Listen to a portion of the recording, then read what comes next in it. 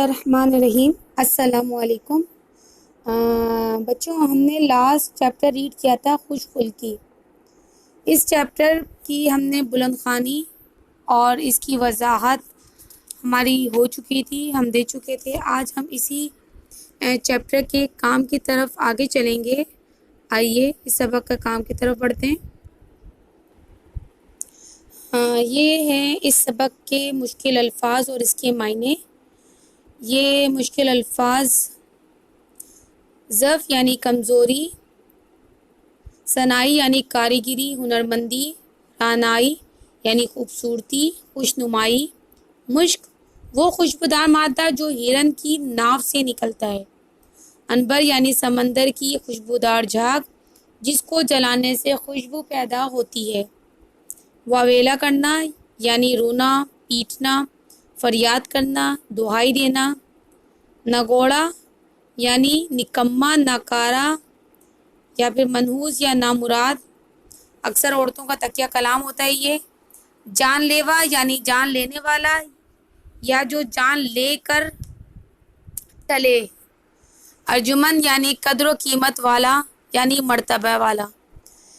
اس chapter کا first آپ title page بنا لیں گے اور آفٹر دا ٹائٹل پیج آپ اس چیپٹر کے الفاظ معنی نیو پیج سے سٹارٹ کریں گے۔ نیو پیج پہ سٹارٹ کرنے کے بعد یہ الفاظ معنی کرنے کے بعد آپ اسی کے نیچے موجود ایک سوال جواب سٹارٹ ہو رہے ہیں، لیکن سوال جواب آپ نیو پیج سے سٹارٹ کریں گے، نیکسٹ پیج سے۔ سوال جواب کی آپ ہیڈنگ ڈالیں گے۔ پہلا سوال ہے نیک مزاج بڑی بی جنگل کیوں گئی؟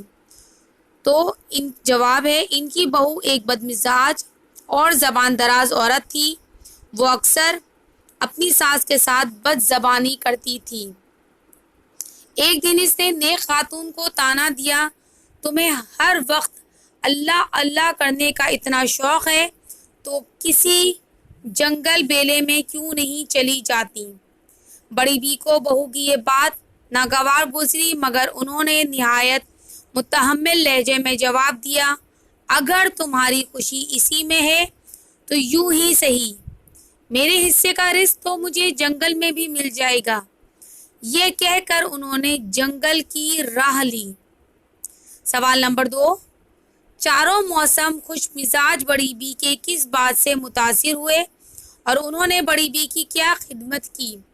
جواب ہے چاروں موسم خوش مزاج بڑی بی کے خوش بیانی سے بہت متاثر ہوئے اور انہوں نے بڑی بی کی خدمت میں اشرفیوں سے بھرا تھیلا نظر کیے۔ تو آپ ادھر بھرا کو ہٹا کے بھرے کر لیجئے گا اور تھیلا کو چینج کر کے تھیلے نظر کیے، ٹھیک ہے؟ تھوڑی سی کریکشن کر لیں۔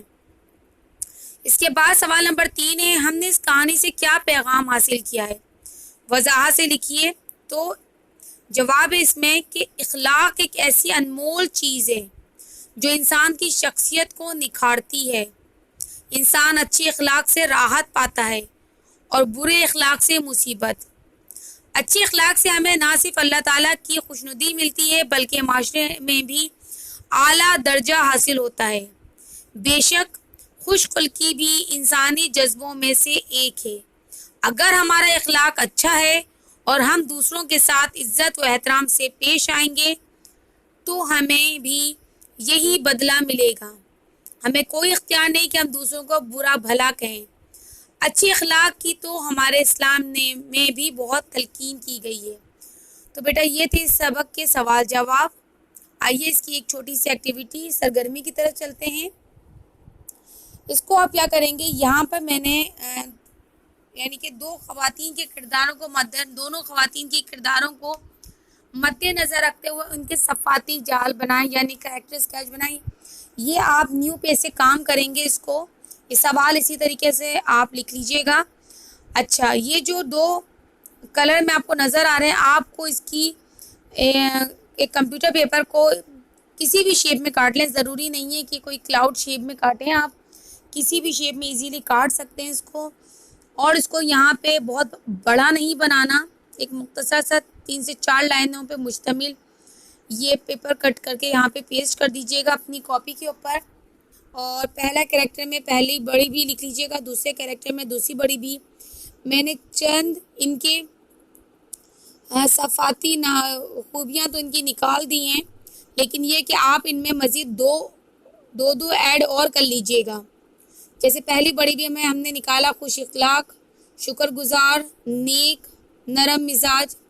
یہ پہلی بڑی بی کو خصوصیات تھیں. دوسری بڑی بی کی ہم نے نکالی بد مزاج، ناشکری، بد اخلاق، لالچی. یہ تو آپ لکھ لیجئے گا، پر اس کے علاوہ میں چاہتی ہوں آپ مزید 2 اور نکالیں دونوں کی صفات.